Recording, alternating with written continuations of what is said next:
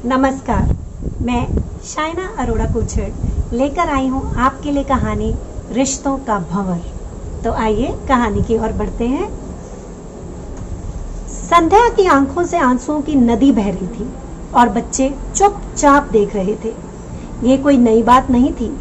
हर साल अपनी शादी की सालगिरह के दिन वो अपनी शादी की वीडियो देखती और डोली के वक्त रोने लगती। ये सिलसिला पिछले 15 सालों से चल रहा था। बेचारा पति उसको कभी गाने गाकर चुप करवाता, कभी अपने हाथों की कॉफी पिलाकर। भगवान की इतनी कृपा थी कि अगर आंसू बहते तो बस खुशी के। जी हाँ, ये था संध्या का परिवार। 2 प्यारे बच्चे और समझदार पति। भगवान की दया से घर में किसी चीज की कमी ना थी। पति का बिजनेस भी अच्छा चलता था। संध्या बहुत खूबसूरत चित्र बनाती थी जो उसने घर की दीवारों पर भी लगा रखे थे। गर्मी की छुट्टियों में पूरा परिवार घूमने जाता, मस्ती करता। संध्या को घूमने का भी बहुत शौक था। जब विक्रम ऑफिस चला जाता और बच्चे स्कूल, तो संध्या घर का पूरा काम जल्दी से खत्म करने के बाद चित्र बनाने शुरू कर देती। वो अपने द्वारा बनाई गई तस्वीरों में जान भर देती। कई बार वो दिवाली या अपनी सहेलियों के जन्मदिन पर खुद चित्र बनाकर उनको उपहार के तौर पर देती। एक सुबह जब संध्या फिर से अपना काम करने के लिए बैठी, तभी उसको एक फोन आया। जैसे ही उसने खबर सुनी, मानो सभी रंग फीके पड़ गए। विक्रम का एक्सीडेंट हो गया था। इस वक्त वो हॉस्पिटल में था। संध्या की हिम्मत बांधने के लिए उस वक्त उसके साथ कोई ना था। अपने पड़ोसी की मदद से वो हॉस्पिटल पहुंची। उसकी टांगें कांप रही थी। दिल की धड़कन इतनी तेज थी कि वो खुद सुन सकती थी। जी, अभी विक्रम मल्होत्रा इस हॉस्पिटल में आए हैं। उनका एक्सीडेंट हुआ है, संध्या ने रिसेप्शन पर कहा। जी मैडम, उनको ऑपरेशन थिएटर लेकर गए हैं। खून बहुत बह रहा था। आप घबराइए मत, डॉक्टर साहब देख रहे हैं। ओटी उस तरफ है, रिसेप्शनिस्ट ने कहा। संध्या भागते हुए ऑपरेशन थिएटर की तरफ गई, पर बेचारी को बाहर ही इंतजार करना पड़ा। डॉक्टर अभी बाहर नहीं आया था।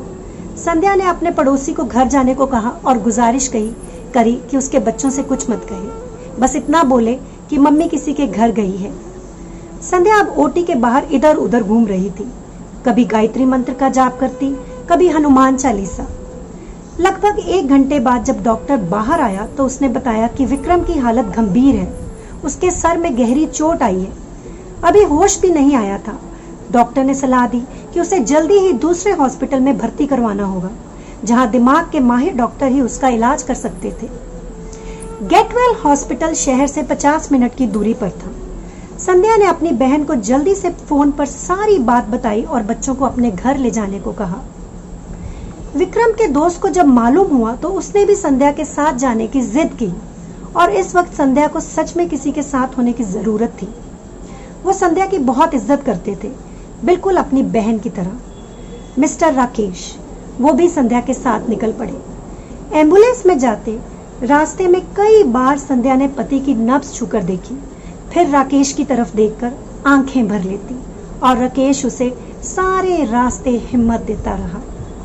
हॉस्पिटल पहुंचते ही विक्रम को इमरजेंसी वार्ड में लेकर जाया गया। संध्या और राकेश बार बार डॉक्टर के बारे में पूछ रहे थे। घबराइए मत, हमारे डॉक्टर साहब देख रहे हैं। आपके पति के कुछ टेस्ट होने जरूरी हैं, बस साथ ही इलाज शुरू, नर्स ने कहा। राकेश ने संध्या से कहा कि वो हॉस्पिटल की कैंटीन से चाय पी ले या कुछ खा ले। नहीं भैया, अभी नहीं, पहले डॉक्टर से मिल लो। बस एक बार डॉक्टर बोल दें कि विक्रम ठीक है, फिर खा लूंगी। साथ ही वह जोर जोर से रोने लगी। तभी वहां की एक नर्स ने उनको पानी दिया और कहा, वो देखो डॉक्टर साहब आ रहे हैं आपके पति को देखकर। डॉक्टर रोहन चेहरे पर मास्क लगाकर सामने से आ रहे थे। संध्या डॉक्टर की तरफ भागी। डॉक्टर साहब, कैसे हैं मेरे पति? क्या वो ठीक हो जाएंगे?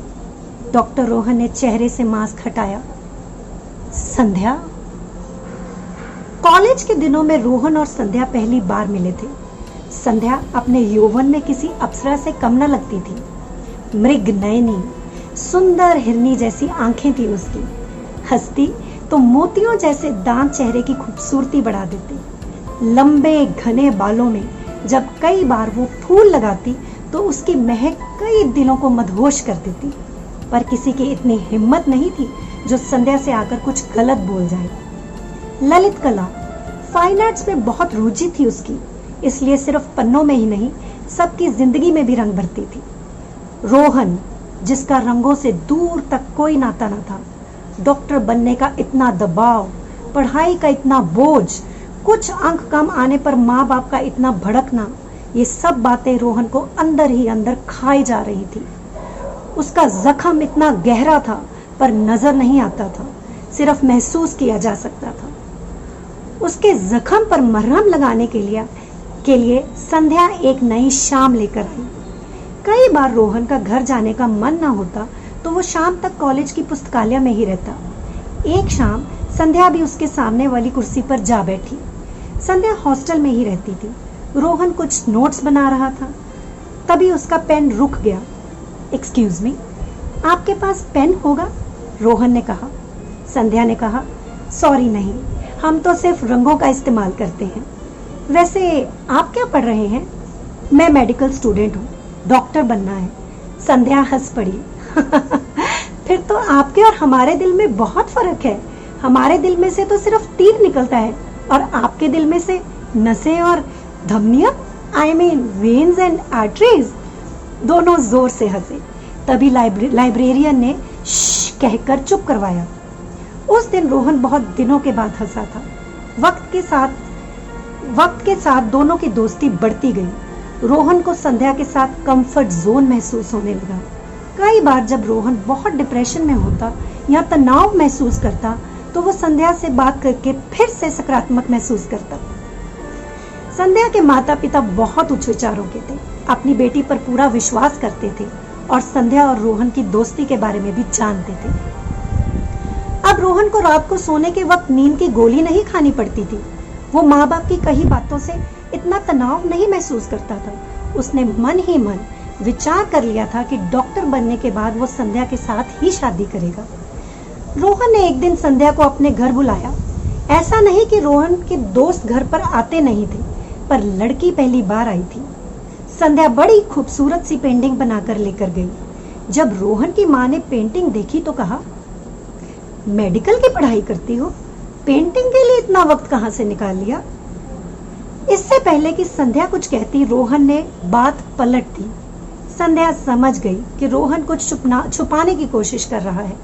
वो झट से बोली, जी मैं फाइन आर्ट्स कर रही हूँ। माँ ने पेंटिंग की तरफ देखा और कहा, अच्छी है, पर रंग कुछ ज्यादा ही चमकीले नहीं, आंखों को चुभ रहे हैं। संध्या बहुत ही होनहार और समझदार लड़की थी। उसको रोहन की माँ की हर बात उसके दिल में तीर की तरह चुभ रही थी। बिल्कुल वही जिसका जिक्र संध्या ने लाइब्रेरी में किया था। संध्या जब अपने हॉस्टल के कमरे में वापस आई तो रात भर रोहन की माँ के कड़वे शब्द उसके कानों में गूंजते रहे।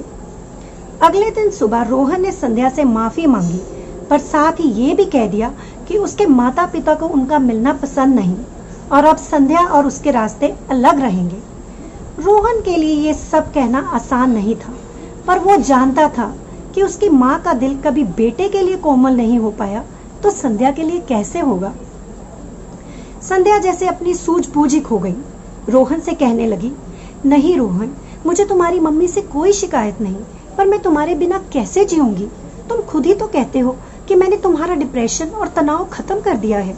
हमारा आपसी तालमेल इतना अच्छा है कि कोई हमारे बीच आ ही नहीं सकता। रोहन चुप था, खामोश। वो सोच रहा था कि जैसे जीवन के बारे में संध्या सोच रही है, वो असल में एक मृग तृष्णा की तरह था। उसकी माँ चाहती थी कि वह डॉक्टर बनकर एक डॉक्टर से ही शादी करे, और वो भी उनकी पसंद की लड़की से। फिर संध्या ने अपने आप को थोड़ा संभाला और रोहन से कहा, रोहन बोलो, हाँ या ना। रोहन चुप था और संध्या को उसकी चुप्पी में अपना जवाब मिल गया था। संध्या ने अपने माँ बाप से एक बार कहा कि वो वापस उनके पास आना चाहती है और बाकी की पढ़ाई अपने शहर में ही पूरी करेगी। उसके माता पिता ने एक पल भी ना सोचा और उसको वापस बुला लिया। वो उसका दर्द समझ गए थे। संध्या चली गई, बिना कुछ कहे बोले, और रोहन अपने माँ बाप के बताए रास्ते पर आंखों पर पट्टी बांधकर चलता रहा। आज संध्या को अपने सामने देखकर रोहन को कुछ समझ नहीं आ रहा था। संध्या की खूबसूरत हिरनी जैसी आंखों में आंसुओं का भंवर था। एकदम से राकेश बोला, डॉक्टर साहब, कैसी तबीयत है विक्रम की? अभी वक्त लगेगा, बहुत गहरा जख्म है, पर खतरे से बाहर है। साथ ही रोहन आगे निकल गया। संध्या कुर्सी पर बैठ गई और राकेश कुछ दवाइयां लेने चला गया। रोहन ने अपने कैबिन में जाकर जल्दी से पानी पिया और दीवार की तरफ देखा। वहां पर वही पेंटिंग थी जो संध्या उसकी मां के लिए बनाकर लेकर गई थी। उसने जल्दी से वो पेंटिंग उतारकर अपने टेबल के ड्रॉर में रख दी। फिर उसे राउंड के लिए निकलना था। बाहर निकलते ही जब उसने सामने संध्या को उदास देखा तो उसने आगे बढ़कर बात करने की सोची, पर तभी राकेश दवाइयां और संध्या के लिए चाय लेकर आ गया। संध्या भाभी, चाय पी लो और फिर एक बार बच्चों से भी बात कर लो। 2-3 दिन विक्रम आईसीयू में रहा और फिर उसे प्राइवेट रूम में शिफ्ट कर दिया गया। डॉक्टर रोहन जब राउंड पर आते तो संध्या किसी न किसी बहाने बाहर चली जाती, कभी वाटर कूलर से पानी लेने, कभी कैंटीन से कुछ लेने। एक दिन वापस आकर राकेश से बोली, भैया क्या बताया रोहन? ओ आई मीन डॉक्टर रोहन ने। 10-15 दिन अस्पताल रहने के बाद अब विक्रम काफी हद तक ठीक हो गया था। छुट्टी भी मिल गई थी। 2 दिन के बाद वो घर जा सकते थे। नर्स ने आकर बोला कि डॉक्टर साहब पेशेंट के रिश्तेदार को अपने कैबिन में बुला रहे हैं। दवाइयों, टेस्ट्स और रिपोर्ट्स के बारे में बात करनी है। संध्या को आज रोहन के कैबिन में जाना ही पड़ा। संध्या ने जाकर कहा, कहिए डॉक्टर साहब। रोहन ने आज संध्या को उसके नाम से नहीं बुलाया। बोला, मिसेस मल्होत्रा, आपके पति अब बिल्कुल ठीक है, बस कुछ बातों का खास ख्याल रखना होगा। फिर रोहन ने कुछ एक्सरसाइजेस, डाइट और दवाइयों के बारे में बताया। फिर बोला, ये वाली मेडिसिन सोने के बाद और जागने से पहले लेनी है। संध्या ने कहा, क्या? मेरा मतलब सोने से पहले और जागने के बाद। दोनों जोर से हंस पड़े, ठीक वैसे जैसे वो कॉलेज की लाइब्रेरी में पहली बार हंसे थे। तुम पहले भी ऐसे उल्टा पुल्टा बोलते थे, संध्या ने कहा। तुम्हें याद है? रोहन बोला।